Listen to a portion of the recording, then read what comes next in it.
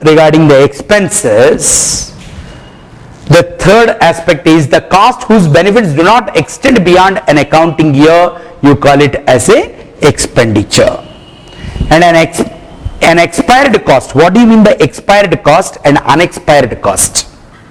See, let us suppose on 1st January I am paying insurance premium.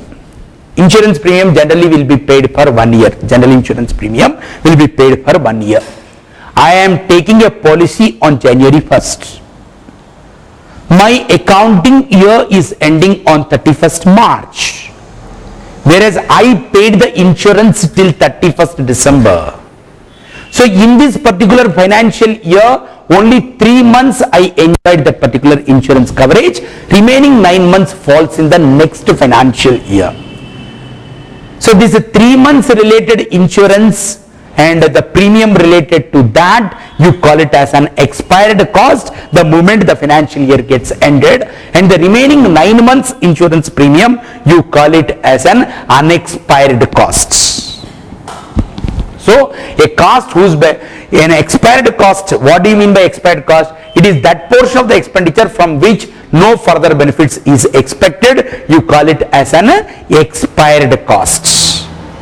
It happens with a few expenses like your insurance and some licenses we take for 1 year. But if the license is taken not at exactly at the beginning of the year, then what will happen? A part of that particular period gets covered in this financial year, remaining part will go to the other financial year. So that part of the expenditure which pertains to this particular financial year, you call it as an expired cost, and that part of the expenditure which belongs to the next year, for which you need to enjoy that particular benefit, you call it as an unexpired cost. Similarly, with respect to the fixed assets also, friends, in future you are going to study amortization and unamortized.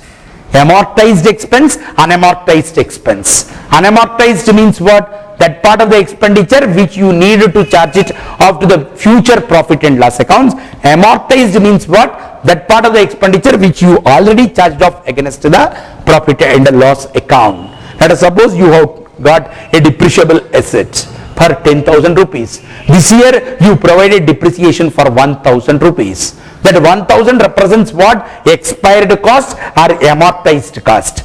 Remaining 9,000 you call it as unexpired cost or unamortized amount. So the terminology you should get used to. Then friends, in short, expenses means operating costs, matching costs, period costs and expired costs during the accounting year. See, if you are preparing for a professional examination like this, each and every word which you are studying either from your study material or standard textbook, the clarity, conceptual clarity should be there. Let me tell you, just like that, don't by heart it. What is the paragraph says? In short, expenses means operating costs. Operating costs kya hua? Already we have discussed. In order to do the business, there are some operations which you need to do. Manufacturing is one operation. Trading, that is purchasing of the goods, is one operation. Selling is an operation. Administration is an operation. To do all this, you require some amount to be spent, that you call it as operating expense. Matching concept kya hai? Earlier we have studied matching concept. Matching concept means revenues must be matched with the respective expenditure. That is, you purchased an asset, you used that particular asset and you produced the goods. By using that particular asset is losing its value. So you are calculating what is the reduction in the value of the asset, and that amount you are charging against the profit and loss account. So depreciation is what? A matching cost. In order to earn the revenue, you used the asset, that asset lost its value, that loss in the value of the asset, unless you debit to the profit and loss account, you will not be able to ascertain the true profits. Then you have got period costs. The cost again you are classifying into product cost and period cost. What the amount we are paying to the administrative staff, they are all called as a period cost. The benefit is only confined to that particular financial year. What you are paying in the form of wages to the people who are manufacturing the goods, that and all you call it as a product cost. Only when the product gets sold, that expenditure is going to get matched. So you are going to include the product cost in the inventory value or closing stock value. So period costs are termed as a what you call as your revenue expenditure. And expired costs, already I said there are some costs, the benefit is spread over 2 financial year.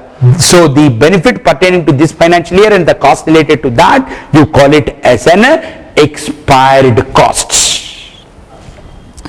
Then friends, deferred revenue expenditure, ये क्या है? This is also very very important. Conceptual clarity should be there. Questions are expected to come on this concept also. What is a deferred revenue expenditure? It is in between revenue expenditure and capital expenditure. What the expenditure you have is called as a deferred revenue expenditure. Of course, friends, I oversimplified on this point, but let me elaborate on it. What is a deferred revenue expenditure? It is not a capital expenditure, it is not a revenue expenditure. What I mean is, today let us suppose I am spending on advertisement 2 lakhs. Immediately people will not come to take my services or purchase my goods. The effect of this advertisement will be there for several years. So the advertisement cost cannot be charged off, entire advertisement cost cannot be charged off against the current year P&L account only, because it is going to give the benefit in future also. Then if it is going to give the benefit in future, sir, why you are not calling it as capital expenditure? Because earlier discussion made us to say what? Capital expenditure is what? Expenditure by incurring of which the benefit is going to come in future. You said capital expenditure. Then why we can't treat the advertisement expenditure as a capital expenditure? No, because the other things that you have to check with the capital expenditure is one which is going to increase your earning capacity, which is going to bring the asset into existence, or which is going to give you a right. All these things also need to be studied along with the point that future benefits are going to expect. With advertisement, what is happening, friends? We are only expecting the future benefits, but it is not certain, and we are not going to get any right or any assets. So your advertisement expenditure has got few characteristic features of revenue expenditure, few characteristic features of the capital expenditure. Such kind of thing you call it as a deferred revenue expenditure. This is only a general discussion, friend. Let us look at from the handout which you have in your hand, what is a deferred revenue expenditure. Deferred revenue expenditure is that expenditure which is carried forward on a presumption that it will be benefit over subsequent periods. See, when you have to defer the expenditure का मतलब क्या है? If you are charging off the same to the same year in which you incurred, that you call it as what? Revenue expenditure. If you are postponing the charging of that expenditure to be debited to the P&L account, you are carrying the same to your balance sheet, then that concept you call it as a differing concept.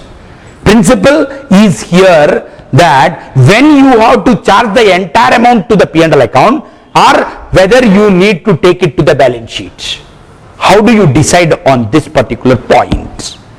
How do you decide on this particular point? If the benefit is confined to 1 year, you call it as a revenue expenditure. If the benefit is going to spread over the several years, you call it as a capital expenditure. But in between, we have brought the concept of the deferred revenue expenditure. Here, one characteristic feature for the deferred revenue expenditure is because of that expenditure, the benefit is not confined to 1 year, it is being spread over the several years. That's the reason why we are deferring a part of that particular expenditure. So to defer means to postpone. Postpone करके क्या करते आप? Balance sheet में डाल देते. So deferred revenue expenditure has a mixed nature of some features of capital expenditure, some features of the revenue expenditure. So it may be either basically a deferred revenue expenditure is a revenue expenditure, but why you are deferring it like capital expenditure? Because the benefits are going to be enjoyed over the number of years. And it is not treated as a capital expenditure because capital expenditure, we mean that it should create it should either enhance the earning capacity or it should give an asset or bring an asset into existence. Since that is not happening here, you are terming it as a deferred revenue expenditure instead of calling it as a capital expenditure. So the items of expenses having a medium term benefit, say 3 years, are treated as deferred revenue expenditure. Let us suppose if you expect the benefits to come in 3 years, every year how much you are going to charge to the profit and loss account? 1/3 of that particular cost. Remaining 2/3 you call it as unexpired cost to be carried forward to the balance sheet. In the balance sheet, under which head you are going to show it, friends? Under the fictitious assets. And then such gradual and systematic writing off is known as amortization. Amortization means what? A particular expenditure is incurred and it is not fully charged off to the profit and loss account in the same year. Gradually over a period of time you are charging it off that particular expenditure. Such kind of doing you call it as a amortization. Then the fifth item is capital receipts and revenue receipts. This is the last item for the discussion in this particular topic. Capital receipt and revenue receipts.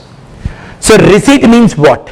Amount received by a concern either during the business activity, that is how you will receive the money, by making sale of the goods or by rendering the services, you are getting the receipts, or during its financing activity. What do you mean by financing activity? Financing activity is what? Raising the capital, raising the loans, also you get the money. Even that receipt also you term it as a what you call capital receipts. And then obtaining money as a capital or loan or sale of assets, you call it as a capital receipt. So receipts arising out of business activity is known as a revenue receipt. So receipt arising out of financing activity is known as a capital receipt. So when a receipt is there, if you are asked to decide whether it is a capital receipt or revenue receipt, immediately your mind should ask a question: is the receipt is coming from a business activity or is the receipt is coming from a financing activity? What is a financing activity? If you are clear, the point will be clear in your mind. What is financing activity? The activity of raising the money either by way of a capital or by raising the loans. That activity you term it as a financing activity. And then friends, second aspect of the distinction is capital receipt means amount received by a concern in the course of financing activity. That is obtaining a money as a capital or a loan or by making sale of an asset. So a concern needs money to carry out the business activity. See, financing activity you are doing to carry out your business activity, because to carry out your business activity you require money. That money raising exercise will happen with what? With by taking the capital and by taking the loans. The money is obtained either from the proprietor. Once you take from the proprietor or the owners, you call it as a capital, or loans from the outsiders, that you call it as a liability, or by sale of the asset or by sale of investments. So by sale of assets also what you get is a capital receipt. By sale of investment also what you get is a capital receipt. So broadly 5 things are appearing before me to treat them as a capital receipt. What are those 5 things, sir? One is like by raising the capital is a capital receipt. By taking a loan, that also you call it as a capital receipt. You make sale of the fixed assets, that is also capital receipt. You make sale of the investment, that is also a capital receipt. 4 things. So capital receipts are generally non-recurring in nature. Thus, loan is obtained from the bank only once in a while and not every day. So, but friends, try to understand what the discussion we have before us is only giving us a broad guidelines of how to treat it as a capital receipt or a revenue receipt. See, let us suppose I am taking this particular building on a rental basis. I got so much of the money. So I said to my landlord, 10 years rent एक ही बार पे कर देते, मैं पहले ही 10 years का rent एक बार पे कर देते. Does it mean that since I am paying it in lump sum and at once rent can become a capital expenditure? No. So single test you should not give. Single point which you have here cannot decide. So each expenditure in the circumstances and situations in which it is being incurred, you have to read all the facts and then decide about whether it is a capital expenditure or revenue expenditure. General principle is revenue expenditure periodically you will pay, capital expenditure once in a while you pay. Revenue receipt regularly you get, capital receipt once in a while you get, but that they are all only general principles. Then capital means the amount invested in the concern by its owners. Capital is refunded to the owners only when the concern is finally going to stop its business and it's closed down. That's what earlier also I told. This is a true statement in the context of the companies. In the context of the companies, share capital in India at least is only repayable only at the time when the company goes into liquidation. And then liability means the amount received on the loan basis from the outsiders, that is banks or creditors, are repayable as per the terms of agreement. So permanency point of view, if you look at capital is more permanent liability, whereas your loans is a medium kind of thing. Your current liabilities are the one which you need to immediately make the payment, like sundry creditors and outstanding expenses and all those things. Then revenue receipt means what? The receipt from a customer for sale of the goods or for services or for use of the funds. That is, we may get interest income, we may get rental income. All that is coming for what reason? For us allowing our assets to be used by the others.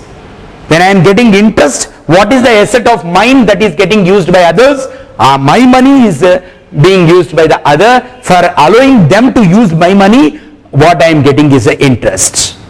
When I am getting rent, what is the asset of mine that is getting used? Is my house property is being used by the others. So rent I am getting as an income. So total revenue receipts are computed by adding what? Sale price of the goods sold, fees for the services rendered, interest on the loans given, dividend on the shares. Once I invest in the debentures, what I get is the interest income. Once I invest in the shares, what I get is called as a dividend income. And royalty for the use of patents or know-how. Just like trees planted earlier yields fruits, revenue receipts arises from the past capital expenditure, from exploiting the assets and investments acquired earlier. So revenue receipts are recurring in nature. Income from sale of goods is received regularly so long as the business continues. Just to bring you out of a serious discussion, let me tell you that let us suppose today Karthik is sowing the seed. A plant is coming. Then it becomes a tree. Tree gives you fruits. That fruits you are going to make sale. That and all you call it as a revenue receipt. He cuts the tree and makes sale of the tree. What he get is a capital receipt. The another way of looking at the situation is, if you are going to get any amount for a loss of source of income, what is tree? Tree is going to give the fruits. That is a source of income for him. So for the loss of source of income, what you get is called as a capital receipt. In substitution of the income, if you are getting something, you call it as a revenue. A receipt is a point. If I am not working here, I am going to do something else, I am going to get income. So in substitution of that income, I am going to get the income by working here. That is a revenue receipt. For loss of source of income, if I get something, it's called as a capital receipt. In substitution of an income, if I am getting another income, that you call it as a revenue receipt. Then income means revenue earned during a particular accounting period, you call it as a income. With all that, I can say we made the curtain raiser to the concepts of capital and revenue expenditure, capital and revenue receipts. But friends, let me again and again tell you, learning is not going to be ended at one stage. Learning is a continuous process which the institute also recognized. That's the reason why we have a continuous professional education program. Even after being qualified as a chartered accountants, we are continuously, either willfully or forcefully forced to learn continuously. You are only making a beginning, and this process of learning goes by your studying on the same concept at a higher level, at the IPCC level as well as at the final level.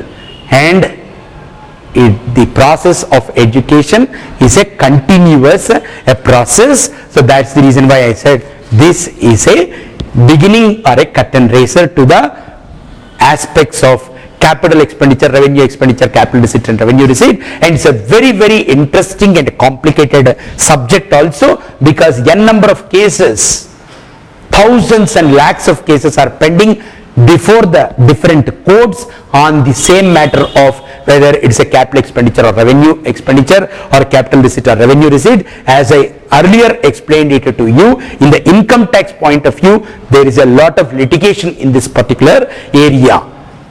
And also from the accounting point of view, you should be very careful while doing the audits, because other way round, there is always a chance of window dressing with this particular thing. If they want to show a rosy picture, then revenue expenditure they can show it as a capital expenditure. If they want to show a gloomy picture, they may treat capital expenditure as a revenue expenditure to reduce their profits. Thank you.